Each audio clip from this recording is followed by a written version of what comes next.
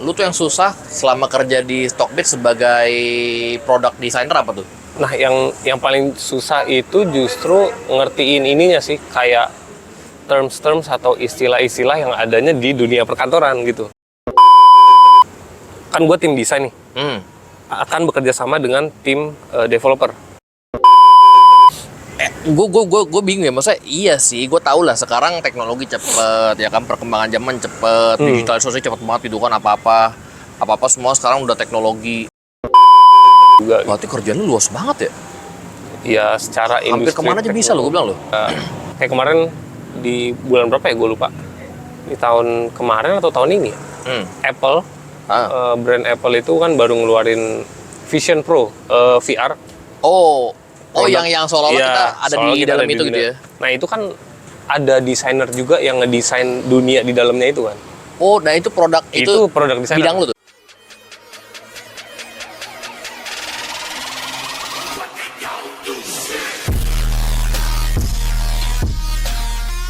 BTW, lu masih di Stockbit kan? Masih. Masih di Stockbit. Sorry, itu kan kayak gue sekilas ya, kan gue tahu aplikasinya Stockbit itu kan kayak saham-saham gitu ya. Iya. Trading, investing. Lu sampai sekarang tapi masih saham tuh. Maksud trading investing Sebagai usernya iya. sebagai trader sama investornya masih. Masih. Tapi nggak trader ya, investor aja. Investor lah gitu Iya. ya.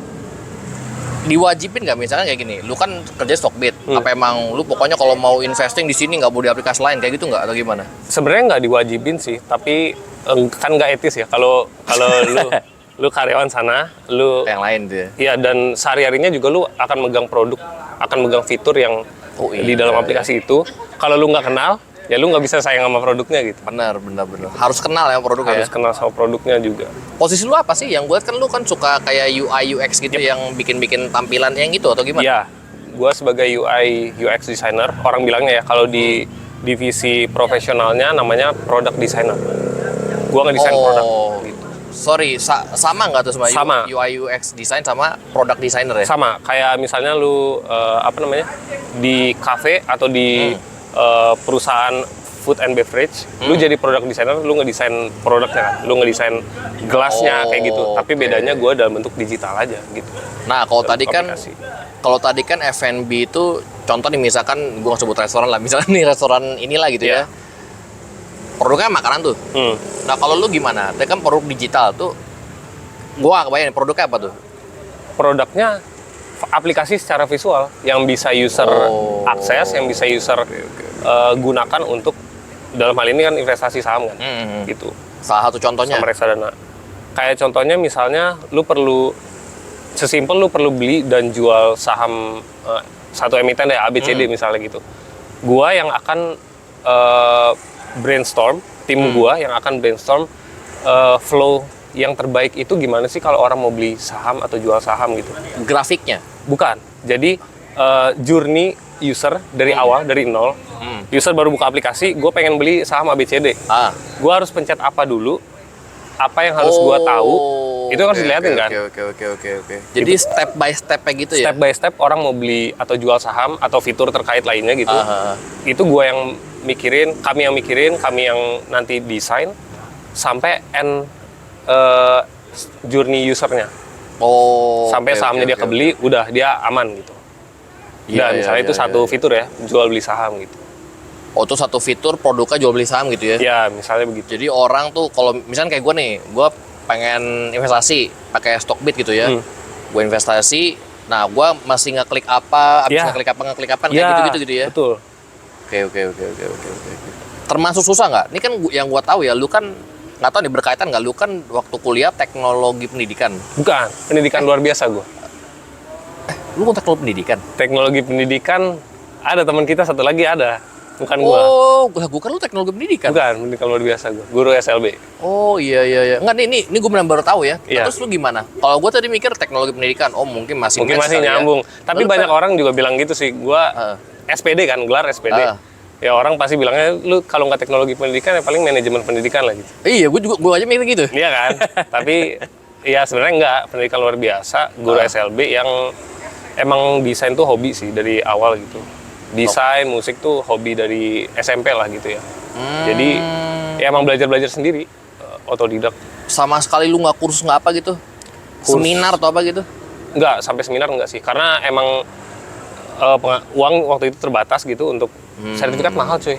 UI designer tuh sertifikat mahal. Dulu tuh mahal banget ya. Sampai sekarang kayak Sampai mahal ya? sekarang mahal. Gila, gue yang IT tuh pokoknya yang berbau IT lah ya. Iya, betul. Apalagi emang sekarang kan apa-apa IT gitu kan, apa-apa tuh teknologi. Betul. Jadi ya udah semua yang berkaitan dengan itu pelatihan lo seminar mahal tuh. Itu mahal banget. Bahkan kalau yang bagus sebenarnya ada sih kayak sertifikasi dari Google ya yang official itu. Gila lu itu mah. Gua cuma ngambil ilmunya doang. Abis itu lu sertifikat bayar berapa ribu dolar gitu. Gua nggak usah ngambil itu, tapi gua Dolar ngambil tuh ya? ilmunya. Iya, dolar. Kaliin rupiah berapa puluh juta. Iya, makanya kan. Tapi gua ngambil ilmunya kan. Yang Iya, gua iya. harus ambil ilmunya gitu. Pretty much gitulah. Berarti lu, sorry, ini bener-bener otodidak, nggak ada kursus atau apa gitu? Enggak, kursus paling ya ilmu aja sih yang gue ambil ya free source banyak lah dari YouTube, dari General lah gitu ya? general ya, dari Google juga ada. Beberapa trailer atau preview course itu juga kadang membantu sih. Kayak cuman 10 menit gitu. Padahal kursus aslinya sejam. Oh iya, Terus gue lumayan ya. ambil gue nonton trailernya gitu 10 menit ya ilmu masuk lah gitu. Akhirnya kita juga dari situ kita kotak-katik sendiri aja gitu ya? Iya. Ya sama kayak masak lah. Lu nggak perlu Oh iya, ngambil ya. course yang apa-apa tapi lu praktek kan. Yang ada yang free-nya itu gitu, Iya. iklan gitu ya? Resep apa lu praktek gitu. Iya sih, benar. Tapi gue sambil praktek sih, sambil building portfolio. Selebihnya kan juga trial and error lah gitu ya? Itu betul. Betul. Lu di Stockbit udah berapa lama tuh? 2 tahun, 3 tahun? Belum, masih 1 tahun 11 bulan. Nanti Oktober 2 tahun genap. 2 tahun udah langsung. Iya, 2 tahun. 2 tahun. Lu kan bukan latar belakang teknologi nih. Ya meskipun tadi lu punya bekal lah gitu yang cukup ya. Termasuk susah nggak lu adaptasinya? Maksudnya kan pasti dunia kerja teknologi sama pendidikan waktu Betul. kuliah kan beda tuh. Nah lu gimana tuh? Adaptasinya cepat nggak? Kalau dihitung cepat mungkin ukuran gua agak cepet sih gua ngerasanya gitu. Karena gimana ya? Kalau waktu gue jadi guru, ya biasa one on one kan. Ya. Biasa one on one sama murid gua, private atau klasikal, tapi gua as a teacher jadi kayak derajat gua lebih tinggi daripada murid gua gitu kan. Nah itu sangat membantu gua waktu derajatnya ternyata sama setim gua, ngerti gak? Oh, di profesi yang sekarang? Iya, di profesi yang sekarang. Jadi gua tetap bekerja dalam tim, cuman gua nggak sedang menggurui mereka atau mereka jadi murid gua gitu kan, enggak kan. Jadi itu jauh lebih gampang gitu, karena gua sedang berbicara dengan orang-orang yang selevel sepekerjaan sama gua gitu. Jadi kayak tektokan jadi gitu ya? Iya. Jadi ya komunikasi jauh lebih mudah sih. Ya kita di kuliah guru juga diajarin komunikasi yang Iya, benar bener kan. sih. Gitu. Tim teaching gitu Iya. ya berarti ya? Iya. Tantangan lu yang susah tuh apa kira-kira? Yang lu, maksudnya lu kan pasti kerja pasti ada susahnya gitu kan? Lu tuh yang susah selama kerja di Stockbit sebagai product designer apa tuh? Nah, yang paling susah itu justru ngertiin ininya sih, kayak terms atau istilah-istilah yang adanya di dunia perkantoran gitu. Contohnya tuh? Atau di dunia teknologi gitu.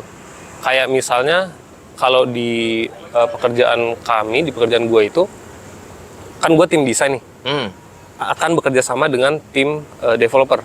Oke. Jadi setelah gue ngedesain aplikasi secara visual, nanti gue akan kasih desainnya ke developer yang akan ngoding atau programmer lah orang sebutnya, yang akan ngoding aplikasinya, baru abis itu dirilis dan bisa di-download. Flow-nya begitu tuh. Nah, Oke.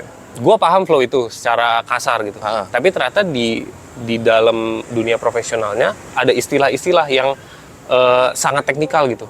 Misalnya untuk satu fitur, misalnya tadi ya jual beli saham gitu, itu kita akan ngerjain selama 2 minggu gitu. Nah, yang gue tahu ya sama kayak kita ngajar ya, selama 1 semester kurikulumnya apa kita kan bikin kan. Ya. Nah, itu juga sama, tapi beda istilahnya mereka itu misalnya pakai sprint itu artinya kita akan lari bareng selama 2 minggu untuk bikin fitur itu gitu. Nah, istilah-istilah yang itu sangat baru buat gua gitu kan. Karena gua nggak pelajarin di kuliah atau di course tadi, gua juga nggak ngambil kan. Bener. Gitu. Dan waktu lu belajar otodidak pun tuh nggak ada sama sekali. Nggak ada sama sekali, karena ya yang gua fokusnya spesialisasi gua as a designer aja gitu. Iya ya. Ternyata itu kolaboratif sama tim dalam industri teknologi emang begitu rata-rata gitu. Tapi gue pribadi rumit juga ya. Kalau gue tadi dengar bahasa lu ya, maksudnya lu bikin produknya, terus lo ke developer, terus tadi nanti developer programmer gitu ya, mereka bakal coding segala macam, serumit itu gitu ya. Sebenarnya iya, kalau di dalamnya iya rumit sih. Tapi kalau dilihat dari luar sebenarnya simpel sih. Nah, ini sorry agak lempar dikit nih bro.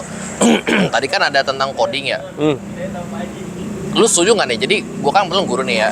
Jadi gue di SMP kan.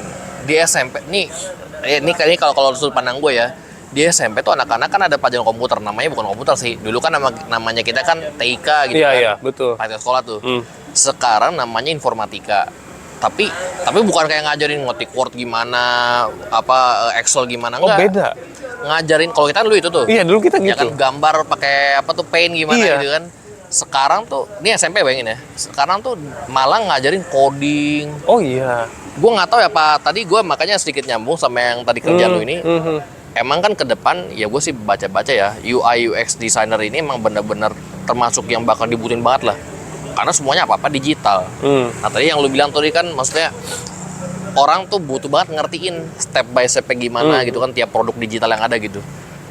Lu termasuk setuju nggak sih kalau misalkan di SMP itu sebenarnya ya gue nggak tahu ya, maksudnya buat gue di SMP tuh terlalu inilah kalau diajarin coding gitu. Tapi ya lu yang terjun sendiri lah di dunia ini, apa emang sejak sedini mungkin diajarin bagaimana menurut lu? Sebenarnya gue setuju kalau ada pelajaran coding di dalam kurikulum TIK anak SMP sekarang ya. Bahkan dari SD itu harusnya udah bisa diajarin Word, aplikasi standar yang kita dulu gitu. Nah, abis itu baru yang SMP ya coding. Sebenarnya gue sempat juga sih waktu SMP tuh di TIK belajar coding tapi masih pakai Visual Basic lah, masih itu aplikasi coding paling standar, Visual Basic. Tapi lu udah belajar gitu kan waktu iya, SMP ya? Tapi ya nggak nyantol kan. Cuman makanya gue jadi desainer bukan jadi programmernya ya. Cuman emang harus diturunin standar kurikulumnya atau diturunin kualifikasi anak SMP ini bisa lulus tuh gimana gitu. Sejauh mana tentang coding itu gitu Iya, ya? betul. Karena banyak kok sekolah-sekolah internasional ya terutama ya, yang mereka tuh ada bukan cuma ekskul robotik gitu misalnya, tapi juga pelajaran robotik gitu. Yang itu tuh harusnya itu rumit banget kan pasti. Tapi dikemas dalam pembelajaran yang fun, dalam kualifikasi yang jauh lebih rendah daripada tetap dibatasi ininya ya. Iya, bukan kayak lu nanti pas SMA langsung kerja jadi programmer ya kan, nggak gitu.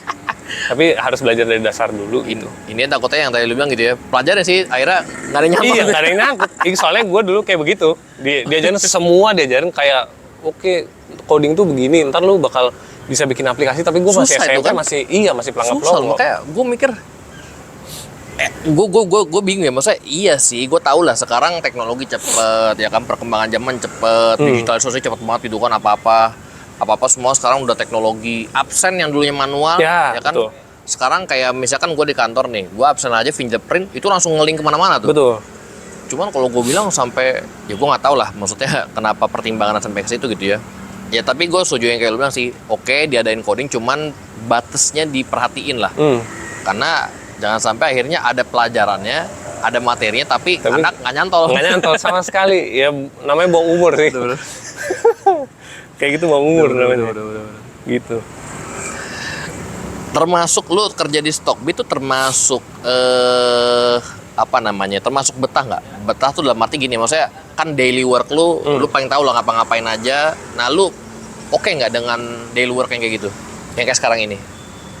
Kayak yang tadi gue bilang ya, kayak adaptasinya sebenarnya agak kagetnya karena ini dunia teknologi yang gue nggak pernah denger istilah teknisnya gitu. Kayak orang tiba-tiba lu anak masak terus disuruh kerja di bengkel gitu. Ya lu nggak ngerti teknisnya kan, tapi lu punya motor, punya mobil yang tiap hari kita pakai gitu ya. Iya, kayak ngerti dikit-dikit tapi nggak ngerti tekniknya gitu.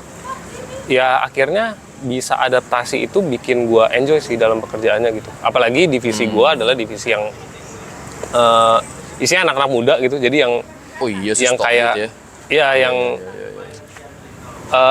Ambisinya bukan ambisi yang tidak sehat gitu, ambisinya ambisi yang sehat yang untuk produk bersama gitu. Jadi Nah, highly yang engineered. bareng-bareng majuin Iya. si perusahaan ini gitu ya. Betul, yang kayak nanya satu sama lain, desain gue udah bagus belum? Yang kayak gitu. Jadi yang kayak gitu ya.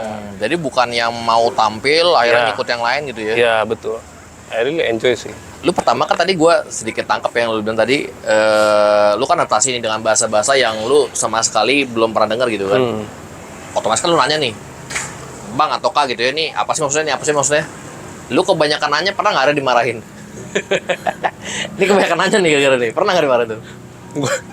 Jujur gue banyak nanya sih orangnya sih kalau di kantor itu ya. Tapi karena kita belajar jadi pendidik atau jadi guru, itu kan belajar juga nge-handle anak-anak kalau banyak nanya ke kita. Oh. Jadi gue kayak tahu gimana caranya banyak nanya tanpa jadi orang yang banyak nanya, gitu. Jadi gue kayak nanya dikit-dikit misalnya, ya, misalnya soal istilah tadi ya, sprint tadi ya. Oh, sprint itu ternyata selama 2 minggu itu namanya sprint ya, gitu. Kan itu gue nanya ya. Oh, lu Tapi- bentuknya Iya, jadi gue balik Iya, gimana iya, caranya iya, biar iya, gue iya. nggak terdengar annoying gitu. Tapi gue banyak nanya serius kalau di kantor. tapi dengan cara gitu tapi ya. dengan cara yang kayak gitu. Akhirnya orang mulai ngejelasin, ini tuh Iya, gini gitu-gitu ya. Ini tuh gini gitu, Nah, iya. dibanding Tapi kalau- ngejelasinnya juga nggak jelas banget kan, karena gue cuma nanya seperti itu kan. Ya nggak apa, akhirnya gue pelajarin sendiri, gue connect di Google dan sebagainya. Iya, I ya. get it gitu. Oke. Mantep. 2 tahun kerja di Stockbit. Kerjaan lu sebagai product designer sebenarnya termasuk oke nggak untuk masa depan? Ini kita bicara bukan setahun 2 tahun ya, maksudnya Prospek ya? untuk 5-10 tahun ke depan. Kan banyak kerjaan yang udah rumor nih. Nih, gue bukan yang ngeremehin yang kerja jadi administrasi gitu, ya, bukan, cuman isunya kan kencang tuh. Digantikan Diganti, oleh- gitu kan, robot, AI segala macam. Product designer yang lu baca, yang lu jalanin sekarang ini termasuk yang prospek ke depannya oke nggak kira-kira? Gue selalu percaya sih, emang hobi gue tuh seni antara desain sama musik kan. Gue selalu percaya seni itu apapun ya, termasuk bela diri, seni memasak juga. Itu nggak bakal bisa digantiin robot sih, gue percaya. Karena kita masih butuh seni desain misalnya, secara visual, bagus atau enggak itu robot nggak bisa nentuin, coy, gitu. Jadi kayak ada sih visual yang diatur dengan beberapa guideline. Misalnya biar rapi ya, misalnya Yeah. tanda panah tuh harus di atas. Tombol Ya. tuh harus di bawah biar dekat sama biar dekat sama jempol. Ya, Polisher. Itu dan itu bisa disetting gitu ya? Iya, itu bisa disetting dan itu guideline standar lah gitu. Aha. Itu bisa diatur sama robot. Tapi soal kayak tadi misalnya mau beli saham, user harus mencet apa dulu, keluarnya apa, total. Jadi misalnya user mau beli saham doang nih. Misalnya perjalanannya dia harus ngelaluin 10 kali pencet tombol. Itu kan banyak banget ya. Kenapa bisa nggak kita perpendek jadi cuma 1 kali atau 2 kali pencet tombol aja gitu? Kalau bisa kan jauh lebih bagus. Nah, yang mikir, yang brainstorm untuk jadi gimana caranya biar jadi 2 tombol doang. Nah, itu manusianya Itu gitu manusia, ya orangnya. robot nggak seahli, nggak punya empati sih di tempatnya ya. Robot kan begitu kan. Karena robot lagi-lagi cuma menjalankan ya. Iya betul. Dia menjalankan apa yang diprogramkan oleh manusia ke dia Betul. gitu kan. Dan juga yang kedua itu kan kalau dari tahap production awalnya. Kalau misalnya udah rilis satu fitur tadi, kan ada tuh kayak komenan-komenan dari netizen atau penggunanya kan. Iya. Bang, ini rumit banget sih bang, gue cuma pengen beli saham gitu. Gue pengen jual saham doang gitu. Nah, yang dengerin feedback itu kan orang kan. Terus yang akhirnya punya empati, oh iya ternyata rumitnya di bagian sini ya. Ternyata susah di bagian sini ya. Itu manusia dong yang punya hati untuk. Robot nggak akan bisa menganalisa itu ya, karena komentar orang kan. Karena komentar orang dan juga user yang desain kan juga orang kan. Gitu. Jadi jauh lebih bisa. Dia mungkin bisa menilai cuman kayak gini kali ya. Misalnya kayak contoh kayak di YouTube gitu ya, kan ada tombol like yang jempol, ada yang unlike gitu kan, yang ke bawah. Itu mungkin dia bisa baca kali ya. Iya. Maksudnya berarti ini ada yang perlu diperbaiki. Betul. Cuman yang perlu diperbaiki apa? Ya kan dia nggak tahu. Iya, betul. Nah, betul. Iya. Tergantung database si robotnya juga ya, di programnya kayak apa gitu. Diajarinya kayak apa. Iya ya. Benar. Percaya nggak sih lu, misalkan Indian robot itu bakal menggantikan manusia dalam kerjaan khususnya? Kalau sehari-hari enggak, masuk itu suruh mati gitu kan. Nah, gue kira tadi tatanan kehidupan. Gue bingung. Dalam kerjaan nih. Kalau dalam pekerjaan, kalau untuk beberapa profesi yang sifatnya monoton ya, itu mungkin bisa ya. Tapi untuk yang sifatnya kayak tadi seni atau butuh kreativitas sih, secara in general terms-nya ya, istilahnya gitu. Karena dia dinamis kali ya? Iya, karena pekerjaan kayak kita ini kan dinamis kan. Pekerjaan lu sebagai guru masak itu kan dinamis kan. Iya, benar sih. Itu menurut gua bukan menggantikan tapi mendampingi sih robot itu. Oke, jadi helper lah gitu ya? Iya, harusnya begitu. Ya, harusnya begitu juga gitu. Karena kalau dalam misalnya dari pekerjaan gua, misalnya gua ngedesain satu fitur yang akan ada sifatnya informasi. Misalnya gue ngajarin kalau di dunia trading itu kan ada stop loss misalnya. Salah satu fitur di investasi saham atau trading saham gitu untuk ngeset batas rugi itu berapa gitu. Akhirnya stop loss otomatis gitu ya. Nah, oke. nanti akhirnya kejual otomatis kan sahamnya. Nah, untuk naruh fitur itu di aplikasi, itu kan yang gunain bakal user kan. Iya. Dan user itu secara metrik luas umurnya dan juga wawasan soal investasi sahamnya. Jadi kita harus ngajarin user stop loss itu apa sih gitu. Lu gunain artinya apa gitu ya? Artinya apa? Terus lu gunain di aplikasi kita gimana caranya gitu. Nah, untuk sempet sih gua dan teman-teman gue juga sempat gunain kayak sekarang robot ada ChatGPT kan. Iya, ChatGPT tuh. Kami juga udah gunain kayak nanya, oh stop loss itu apa sih secara general? Pengertiannya apa gitu ya? Pengertian yang secara apa ya lebih spesifik gitu langsung masuk. Ya itu bagus sih untuk sebagai helper atau asisten bagus robot itu gitu. Tapi nanti nggak menggantikan lah. Nah tapi tindak lanjut dari kalau misalkan manusia udah baca nih masih ngerti, nah tetap butuh kita kan? Ya untuk memfilter terus untuk compactin jadi size dalam satu aplikasi gitu. Berarti tadi ngomongin ChatGPT, itu termasuk produk designer juga bisa ya? Dalam hal itu gitu loh. Untuk belajar ya? Untuk gunain? Iya. Iya. Karena kan dia kayak misalkan yang gue tahu nih ya, ChatGPT itu kayak chatbot gitu kan sih? Iya, betul. Start, nanti ada pilihan, misalkan informasi atau apa gitu-gitu. Betul. Nah itu kayak abis ini klik apa, nanti muncul apa, itu produk designer tuh ya? Iya. Dan semakin mereka banyak yang nanya, semakin mereka belajar kan robotnya itu. Sumber otak robotnya dari sana kan? Dari pertanyaan-pertanyaan kita juga. Berarti kerjaan lu luas banget ya? Iya, secara industri. Hampir kemana aja bisa lo, gue bilang lo. Itu iya sih, tapi akan ada batasnya. Ya kami ngerjain secara visual, desainnya gitu. Iya, tapi bisa kemana-mana bro. Iya. Gue contoh, sekarang kan lagi eranya digitalisasi kan. Sekolah mau digitalisasi, ya kan? Betul. Kantor-kantor mau digitalisasi. Gue bilang, wah emang tapi berarti nggak salah ya kalau dibilang UI UX designer atau product designer ini bakal bener-bener booming kebutuhannya gitu di masa depan. Karena emang kemana-mana gue bilang itu jadinya. Kalau tadi gue ngobrol dari dulu ya. Iya benar sih. Dan sekarang juga ada ini kan, ada kayak kemarin di bulan berapa ya gue lupa. Di tahun kemarin atau tahun ini ya. Apple, brand Apple itu kan baru ngeluarin Vision Pro VR. Yang seolah-olah kita ada di dalam itu gitu ya. Nah itu kan ada desainer juga yang ngedesain dunia di dalamnya itu kan. Nah itu produk desainer. Bidang lu tuh? Ya, itu bidang gua, tapi mereka lebih belajar ke 3D design dan juga augmented reality atau gimana caranya lu buat seolah-olah desain itu beneran ada gitu di depan lu. Iya, gitu. benar-benar. Itu. Ya, itu produk desain juga. Keren. Ini menarik ya maksudnya buat gua pribadi, tapi ini kan bakal luas banget nih.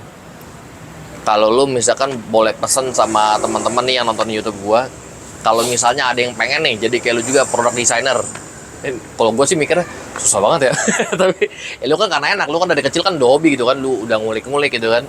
Tapi buat orang yang kepengen jadi product designer atau UI UX design, bekal yang minimal lah yang harus dimiliki itu apa? Menurut lu pribadi nih? Empati sih. Kalau gue dari awal belajar ngedesain juga sih. Dulu gue masuk ke dunia desain itu pertama desain logo. Logo designing atau brand designing gitu. Dan gue pernah lihat tuh yang lu posting-posting tuh. Iya. Portofolio gue dari awal itu logo gitu. Dan setelah dari logo gue belajar namanya brand design atau product design tapi produknya produk fisik. Oke. Jadi dulu nyokap gue buat punya catering dan cateringnya itu abon ikan gitu kan. Nah abon ikan itu akan di-pack seginilah tingginya ya sebotol ini. Dan gue harus ngedesain packagingnya. Nanti dibikin stiker, ditaruh di sana beserta logo catering nyokap gue. Iya. Nah, waktu itu mikir sih, gue sama kakak gue mikir kan, kira-kira taruh apa ya, kan ada 2 sisi package nih, Ya, depan ya. sama belakang. Depan udah pasti logo, informasi-informasi berapa berat. Yang umum lah gitu ya. Iya, ya, lu di dunia Gue masuk belajar ngerti tuh, lah. gue belajar tuh. Ngerti lah. Nah, tapi belakangnya kan kosong kan. Iya, benar-benar. Nah, itu pengen gue isi, tapi isi apa ya gitu. Dan akhirnya gue sama kakak gue mikir, oh ya gimana kalau kita isi cara makannya. Oh, ininya. Karena abon ikan ini adalah abon ikan yang nggak jarang ditemuin di Biasanya kan abon sapi, abon ayam iya, gitu ya biasanya. ini abon ikan, ada namanya ikan jambal.